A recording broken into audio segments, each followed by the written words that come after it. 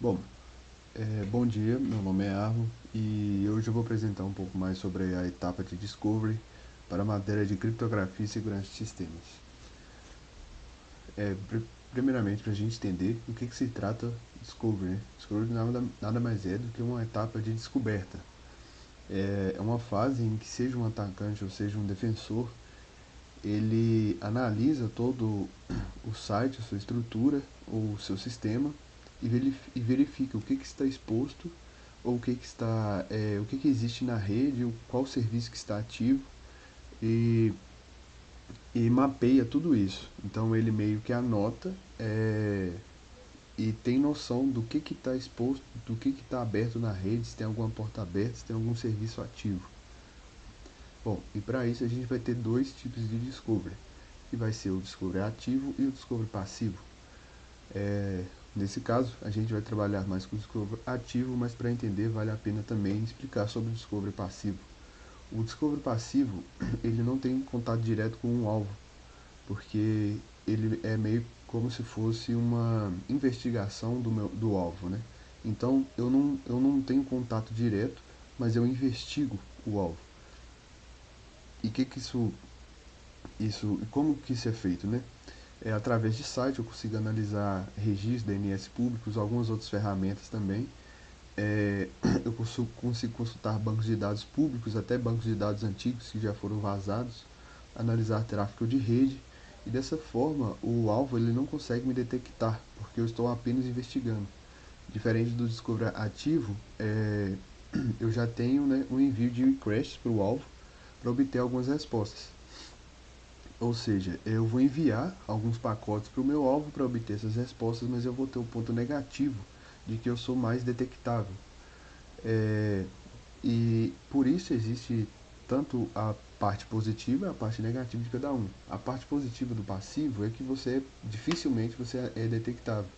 Mas o acesso às informações é mais difícil, porque você não tem tanta certeza assim, nem tanta precisão. Diferente do ativo, que você tem o contato direto com o alvo, o que é isso é negativo, porque você se torna mais detectável, mas as informações que você obtém disso são mais precisas. E aí no disco ativo a gente tem algumas etapas, né, que é de enviar teste de ping, port scanning, tentativa de conexão TCP e enumeração de serviços. Qual que é a importância dessa estratégia? O Discovery, ele nada mais é do que um planejamento antes de eu realizar um ataque ou uma defesa do meu sistema em geral. Então a importância é justamente essa, eu planejar para depois fazer, olhar para as etapas, o que está exposto.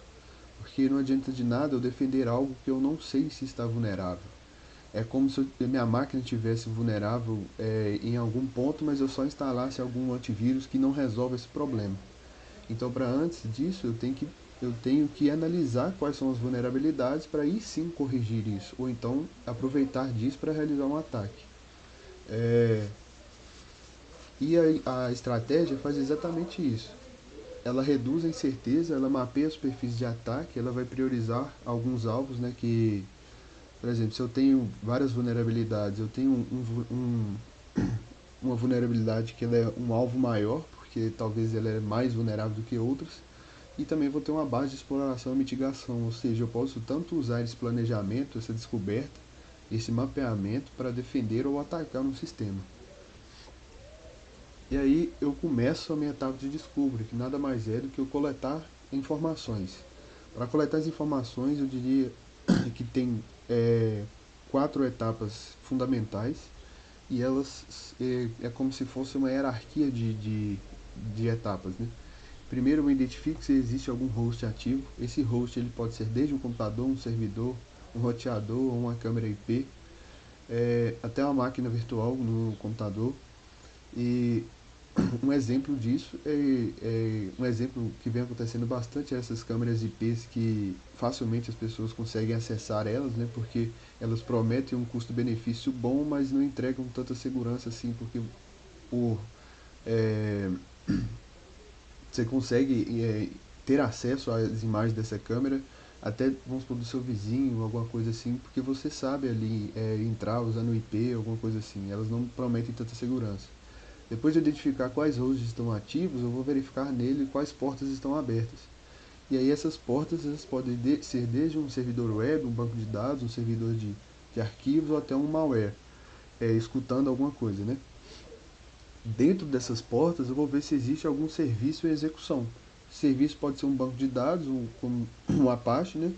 Um serviço de API e até um painel administrativo. E por fim, eu vou verificar qual a versão desse serviço que está rodando.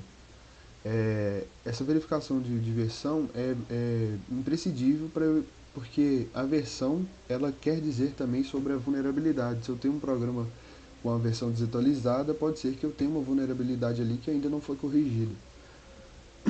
Aí agora eu vou detalhar ainda mais cada etapa daquela, cada uma dessas 4 etapas, para ficar mais fácil de entender. Primeiro, a técnica de host discovery, método de descobrir quais máquinas estão ativas numa rede. Eu vou ter o ERP Scan, que ele vai verificar quais máquinas estão ativas somente dentro da minha LAN, ou seja, ele não consegue ir além do meu roteador, do meu Wi-Fi. Eu vou ter o ICMP, que é um método mais clássico, mas ele tem algumas limitações. O CMP ele vai enviar um request, um echo request, e espera uma resposta. Se não houver resposta, significa que o host vai estar desligado, mas essa resposta ela pode estar sendo travada por um firewall, por exemplo, e aí ele vai detectar que não houve resposta e o host está inativo. Ou seja, pode ser que o host esteja ativo, só que o firewall bloqueou a resposta. E isso é um problema, que é justamente a contrapartida que faz o TCP, o dping, que ele vai emitir, vai fazer, se eu não me engano, ele vai fazer ele vai enviar pacotes, né, para as portas e aí vai verificar. Independente da resposta que ele receber, ele vai conseguir detectar que há conexão ali, há alguma máquina conectada na rede. E aí o objetivo final disso tudo é simples, é justamente enxergar o que tem na minha rede que está ligado na minha rede, né? É justamente saber, primeiramente, antes de eu invadir, seja eu defender meu sistema, vamos ver o que está ligado atualmente. E aí eu chego à parte do port scanning, que é justamente entrar no host e ver quais portas estão abertas ali. Eu vou ter 3 tipos de situações de porta, que são a porta ela pode estar aberta, ou seja, vai ter alguma coisa, algum serviço sendo escutando ali. A porta pode estar fechada, não vai haver serviço, o host responde, mas não vai haver serviço. E eu posso ter uma porta filtrada, que ela está aberta, mas há um firewall vai bloquear, né, a resposta. E aí eu vou ter 2 técnicas principais de varredura de porta para encontrar alguma porta aberta, que é o TCP Connect e o SYNSCAN. O TCP Connect ele é mais ruidoso assim, porque ele fica tentando fazer várias conexões, varrendo portas ao mesmo tempo. É, e aí ele detecta se tem alguma porta aberta e retorna que houve sucesso, que tais portas estão abertas ou tais portas estão fechadas. Já o SYNSCAN ele faz a mesma coisa, só que ele emite menos ruído. Por quê? Ele faz uma tentativa de conexão, só que na sua lógica ele não deixa essa conexão ser realizada, ele só consegue verificar se a porta está aberta ou não. Então a porta meio que não detecta se está havendo algum movimento ali. Então ele é mais furtivo assim. Eu vou ter a etapa de Service Enumeration também, que é depois de eu passar pelo host, verificar quais hosts estão conectados na rede, ver quais portas estão abertas, eu vou ter a etapa de Banner Grabbing, que eu vou ver quais sistemas estão rodando naquelas portas, e aí eu vou fazer a identificação da versão daquele sistema, vou detectar a vulnerabilidade daquele sistema e vou coletar informações daquele serviço. Tudo isso para eu ter um mapeamento, né? Justamente o que o Discovery faz, essa descoberta, e aí sim eu vou mapear sobre tudo que está acontecendo no meu serviço, tudo que está exposto, tudo que está de vulnerável nele e que não era para estar, né? Através dessas informações eu vou conseguir fazer qual que é o melhor passo a passo, tanto para eu defender o meu sistema ou para eu realizar um teste de ataque ou um ataque de fato. Eu tenho uma etapa também que ela é crucial, que é o OS Fingerprint, que ele vai analisar, através de um padrão de resposta, qual sistema operacional eu estou lidando. Ou seja, eu tenho três sistemas operacionais principais, que é o Linux, o Windows e Mac.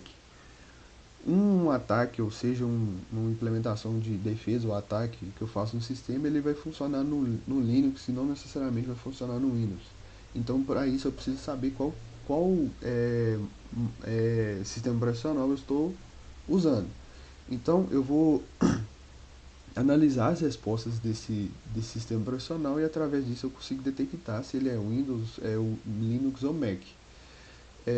Então, através das análises, vou identificar o sistema, qual que é o sistema operacional, e essa vai ser a base de escolha para os exploits, que é nada mais do que essa varredura, assim, entre aspas, de vulnerabilidades que existem no sistema.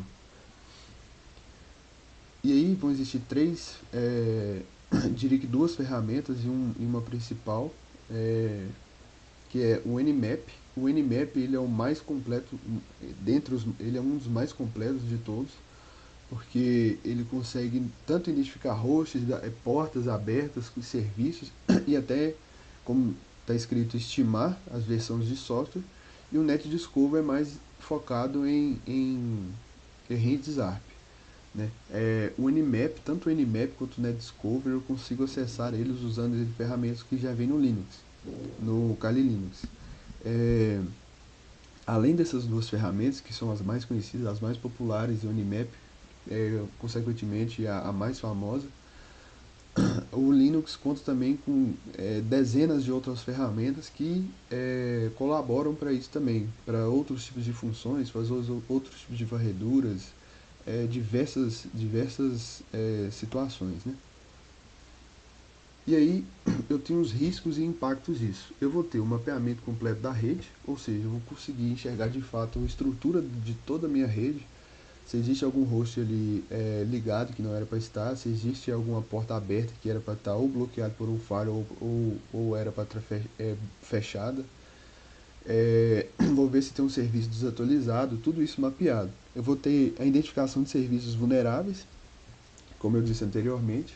Através disso, eu vou conseguir identificar se tem algum serviço ali que está desatualizado ou que está sofrendo por algum problema e que é uma possível vulnerabilidade para um atacante. Né? Tudo isso eu consigo através de um diagnóstico. E a geração de logs de detecção.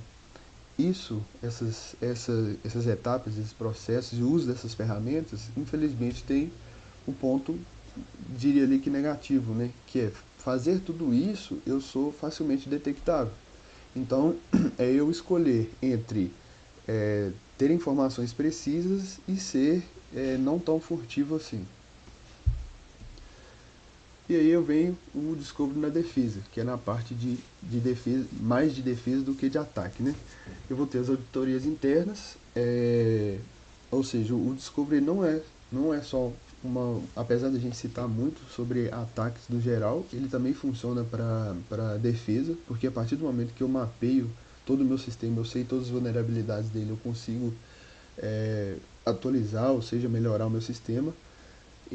Vou identificar se há uma exposição indevida, sei lá, seja uma porta aberta que não, como eu disse anteriormente, uma porta aberta que não era para estar aberta, ou desbloqueada que não está bloqueada, né? Vou identificar se existe algum sistema desatualizado e também eu vou fazer um hardening baseado em dados reais, ou seja, tudo isso eu vou proteger o meu sistema com base em dados que eu vi de fato que estão vulneráveis. Então eu não vou só chegar e instalar um antivírus no meu sistema ou instalar um firewall, um método de defesa sem antes saber o que há de vulnerável nele. Eu vou realmente ver quais são as vulnerabilidades e vou agir diretamente nelas. Isso, o que seria esses dados reais, né?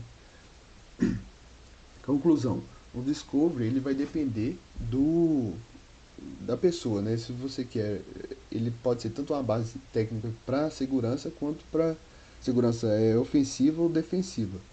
Ou seja, o discovery pode ser tanto usado para uma etapa seja de ataque ou até de defesa, vai depender da intenção. E aí uma curiosidade interessante que, na minha opinião, esse é um dos melhores influenciadores, apesar dele não estar ativo, tão ativo atualmente, mas esse é um dos melhores influenciadores sobre hacking.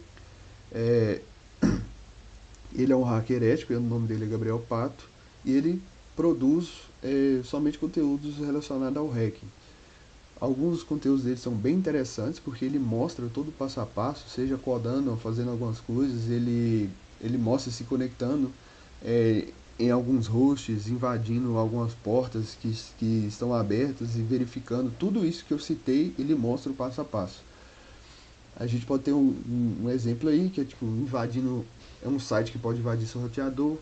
Ele mostrou em um vídeo um cara que realmente entrou num caixa eletrônico e conseguiu fazer o caixa soltar notas. Isso foi um evento que aconteceu real.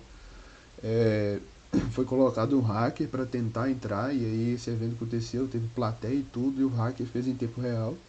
E ele também conseguiu, com autorização, né, hackear uma máquina de chopp. A máquina de chopp era do amigo dele, ele pediu autorização e conseguiu hackear. E a qualquer momento ele conseguia ter acesso a, a, a quantidade de chopp que ele quisesse. É, tudo isso mostra exatamente o que a gente estudou nessa etapa de discovery. E ele também mostra isso, né? Porque antes dele realmente realizar um ataque, ele sempre faz as etapas de descobrir qual a vulnerabilidade. E ele realiza, querendo ou não, todos esses passos que a gente viu anteriormente. Então é isso. Muito obrigado.